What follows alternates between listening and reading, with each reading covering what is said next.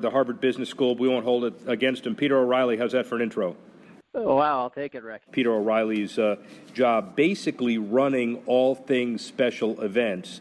And tell me broadly, special events meaning draft, Pro Bowl, etc., and Super Bowl. What else is in your portfolio? Yeah, draft, Pro Bowl, combine, kickoff, working very closely on the international game, especially as we went to Mexico this year, and then all of our big owners meetings. But really, Super Bowl, draft, combine, kickoff, Pro Bowl. So a good run of big moments throughout the year. Your business is all about realistically delivering on expectations and appropriately managing all risks. That's overly simplifying, but comment on the kind of assessment of pulling off one of the biggest events in the planet. Sure. For a Super Bowl like this one, where it's really a 3-year planning cycle, where you lay the foundation early, you really get the core elements. Where's the center of gravity? You know what you have in a stadium. You really get those elements set. And then as you come into that last year and those last 6 months, you really try to determine how do you each year try to take it to a next level. And that, for us, is certainly the game is huge, and that's major focus both from a security standpoint, a significant driver on the revenue side, and that's the showcase. But it's really about the week-long experience. How do you create access for that fan who may not have a chance to be in the stadium? How do you bring that together? How do you create a hub of activity that really creates a real soul around the Super Bowl? So all of those things come into it. And to your point, Rick, it's about managing the risk, making sure we're being smart operationally, not taking on too much risk, but also each year pushing the envelope and making sure we're doing things that are worthy of the Super Bowl stage and make people say, wow. I'm not an apologist for Peter O'Reilly or the NFL or its position, but I've had the honor of seeing the event handbook and how big it is and how many contingency plans are in there. This is certainly not like going to a neighborhood 7-Eleven and buying a six-pack of beer for your buddies. The planning of this is stupendous. Can you give us, anecdotally maybe, but give the international viewers and listeners some idea of the scope? Yeah, when you think about 20,000 plus accredited people, that's what the staff really balloons to, who are playing a role, large or small, in the Super Bowl. You've got, from a security perspective, you're dealing with certainly everyone at the federal level, from Homeland Security and FBI all the way down to HPD and the local authorities. So those efforts and those contingencies and those exercises where you sit around the table with every local, state, national, federal figure, as well as all the operational people, and go through those plans is, it's significant. And the great part is we've got an incredible core team who has many Super Bowls under their belt and have seen a lot of different things and worked a lot of events around the world. But it's a unique one. Many other events are, multi-day, multi-week events. This is, all leads to one day, one big moment that is about the game on the field and the two best teams, but obviously there's a lot else that surrounds it. There's one of the biggest concerts of the year jammed into 13 minutes between the two halves that has a lot of complexity to it and a lot of fun to it. That's where I am right now at the stadium with rehearsals for Lady Gaga. Are you singing or is she? I'm going to leave that to her, Rick. That's good. Well, we got Jamie Roots in a prior interview to actually do some singing for us as well.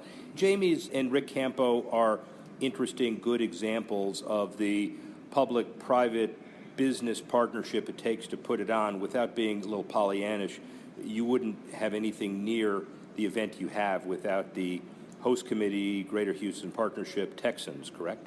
Absolutely. That is the core of the Super Bowl. They're the folks who bid on this game, had the vision for bringing the Super Bowl back to Houston, building on 2004 when this city was in a very different place. There's been incredible development, as you know, in Houston since 2004. The downtown is in a very different place, and that's thanks to people like Rick and Jamie and others who said, we're gonna take this on, we're gonna rally the community, and that's in so many different ways that comes to life. So that's so core. And leaders like Mayor Sylvester Turner, who is a great leader and inspirational and is part of it. So we at the NFL are incredibly grateful for those partners on the ground, because the Super Bowl is about locking arms with those people, coming up with a vision, and then seeing it through till this weekend. How difficult is it to keep an ongoing interest on the projects that are started and committed by the host committee / NFL partnership after the game is gone? Yeah, I mean that's a huge part of what we do, and we having that legacy component, and not just here's the NFL's efforts over here and here's a host committee's efforts over here. When it works well, we've got a shared vision. We've got pooling our charitable commitments and our foundation dollars to make sure that the fields that we build, the spaces that we create, the opportunities that we create live on and have legs and are connected into the community, that the Texans are connected into those things. So that's a huge part of it. And it's, there is, a lot of major events have this, but Super Bowl certainly has it. It's a date certain.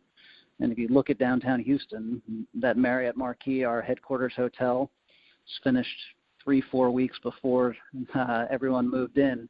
But we're going to get it done. Restaurants downtown, other spaces.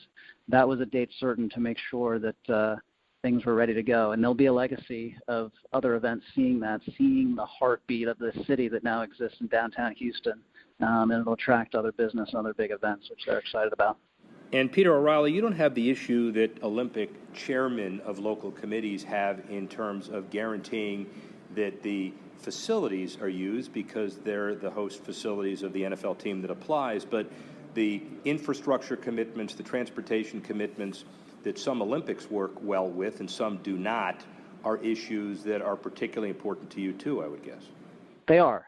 Certainly there's, from a stadium perspective, often we're improving with the owner of the stadium or the owner of the team to make sure we take it to its zenith on Super Bowl Sunday. But those other elements and making sure that the transportation infrastructure is there, that the elements that we need for all of the fan events, that a convention center, which often plays a significant role in the Super Bowl fan experience, is at its best during that Super Bowl. And then that remains beyond. And one of the things we often hear, which we love hearing around a Super Bowl, is it brings so many different pieces, whether that's the public safety community or the business community together, and then that lives on for the next big event or the next component, or there's glue that the white hot spotlight of the Super Bowl brings, and it allows it to continue on. And I'm excited to see that year after year as I go back to these cities where we've had Super Bowls. Well, and also to make the case, post and pre, 500 or so million of economic impact is the number that Rick has been using or so. But the 3.5 billion media impressions and the awareness and mentions and quality of life and the synergy between people, it's often very hard to quantify but easy to understand, right? It is. It's easy to understand. Certainly that direct economic impact is there. But it's also about, is when we sat down with Houston for the first time, they want to involve the message and the way people think about Houston, the city of the future. There's so much innovation here. There's so much industry here besides oil and gas and the space industry that is coming through and is on display here as this incredibly diverse city, what is really described as the most diverse city in the United States, and a city that thrives on innovation. This weekend we're doing a major event at the Texas Medical Center. Their medical community here is first class, and really wanted to shine a spotlight on that. And those eyeballs, those impressions, those stories have real value to these communities, and that's great to be able to provide that platform. Does the ongoing controversy that happens in any community about sales tax abatement and the fact that this could go to other projects if the sales tax money was not forgiven?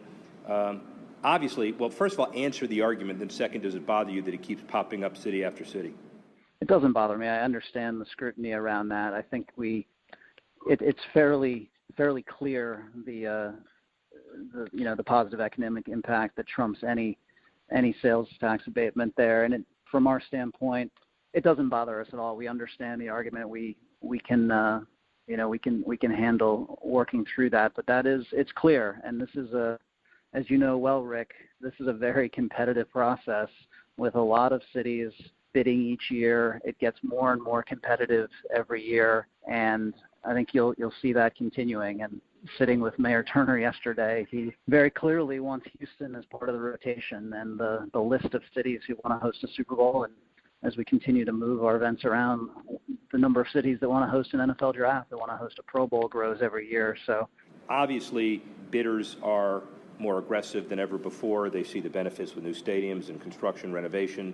So the list of quote-unquote preferred or actual rotation candidates is larger, but also you have the ability to provide Pro Bowl, draft, some other special events that you can rotate around the country as well. Do we have a matrix that talks about what you're going to do over the next 10 years? Is it separate processes? Do you link them together? It's interesting. We have an ownership committee, the Super Bowl and Major Events Advisory Committee, that spends a lot of time thinking about that. We have a good run of Super Bowls already awarded, obviously headed to Minnesota and the new stadium there, and Atlanta following that, and the new Mercedes-Benz Stadium down in Orlando that will open this year, and then to Miami, and a great renovation down there, and then to the new stadium in Inglewood in Los Angeles. So that's the run.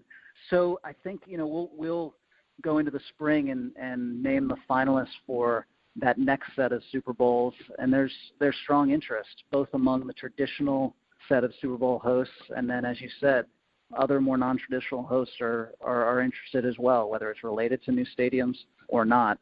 We look at draft as a bit of a separate process. That's still in its early days. The Super Bowl is so mature in terms of its bidding process, in moving out of New York after 51 years to Chicago for 2 years and then to Philadelphia this April.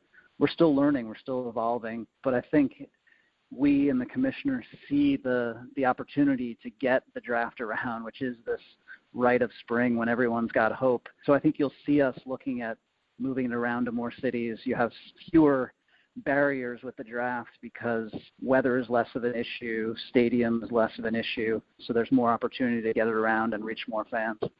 Got it. As one last Super Bowl related question, is it in your interest long term to continue to award multiple Super Bowls at a given time to provide some certainty to people over a longer period of time, or is it better to kind of hold off and see how the climate evolves on a regular basis?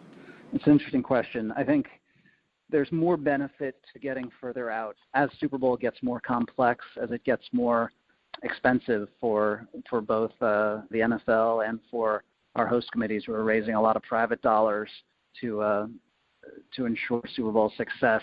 More lead time is helpful, so I think you'll see that.